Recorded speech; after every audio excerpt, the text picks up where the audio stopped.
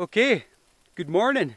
It's now day 2 of Wild Camp 3, and as you can see, absolutely beautiful skies. Very clear, really nice. Last night we had an incredibly comfortable sleep. The ground around here is moss, let me show you. And it is really, really soft and spongy. So we slept like babies. Absolutely amazing. I've never had such a comfortable sleep outside. However, there was a downside to that. We slept through sunrise, which I think is the first time ever, to be honest. But all is not lost.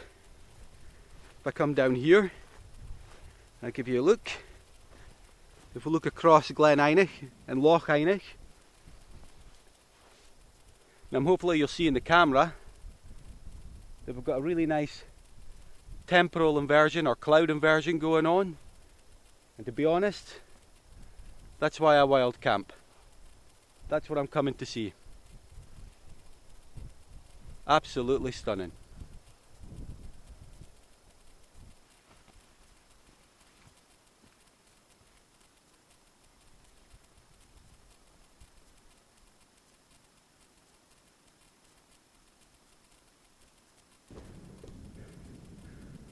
Okay, we're not camped that far from the top of Sgor Gaoith.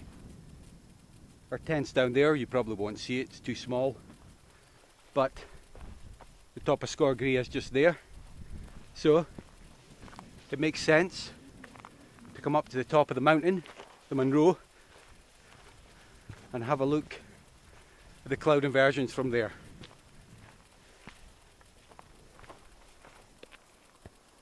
Okay, so this is the top of Sgor Gaoith. We were here last night, and this is a Munro here in the Cairn Gorms. And as you can see, the view from the top is absolutely stunning. You should know by now, because I've talked about it enough, but that loch down there is Loch Einich, and there's the glen there, and as you can see, the clouds moving in over the loch. So the glen is covered in cloud. It's absolutely spectacular. That big beast there, that's Bray Reich, and I'm going to put my credibility on the line here. I believe Bray Reich is the 3rd largest mountain in Great Britain. Just beyond Bray Reich is the Lara Gru, and the Lara Gru is a famous walkway that goes through the Cairn Gorms, very popular with hikers and wild campers. And just beyond that is Ben Macdui, which is the 2nd largest mountain in Great Britain. Now, it gets even more spectacular, because if you look in that direction, now you won't see it because it's quite hazy and it's a good distance away, but we can see the Nevis range, so we can actually see Ben Nevis from this point, which is absolutely spectacular.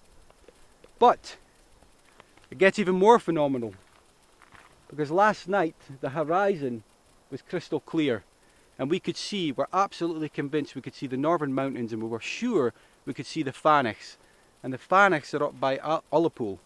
Now, you pick up a map of Scotland, you look at Fort William, where Ben Nevis is quite close to, you look at Ullapool, where the Fanichs are quite close to, and you get an idea of the kind of distances we can see from the Cairngorm Plateau. And that's the beauty of the Cairn Gorms. Once you're up here, next to the largest collection of 4,000 footers in Britain, the views are phenomenal, and you can see for absolutely miles. But anyway, I'm going to leave you with a few shots of the area, and then I'm off to have my breakfast.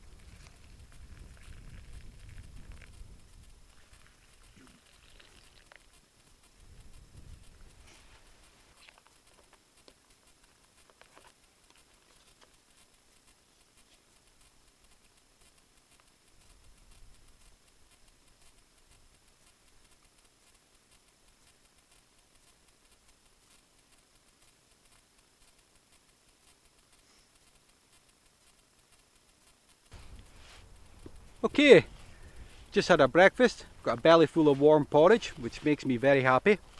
Had a nice cup of coffee as well.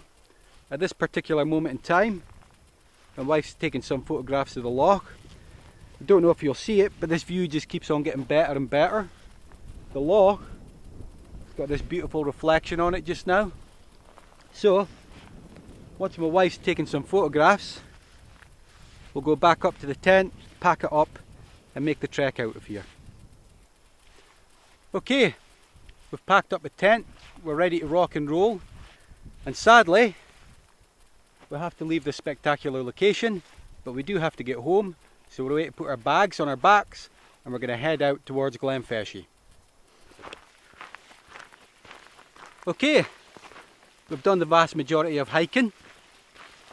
We're not that far from Glen Einich, which is just there. Once we get to Glen Einich, it's about a 10-15 minute hike to the car. And to be honest, that's pretty much it. So, I'm heading off home for fajitas and beer. Thanks for watching.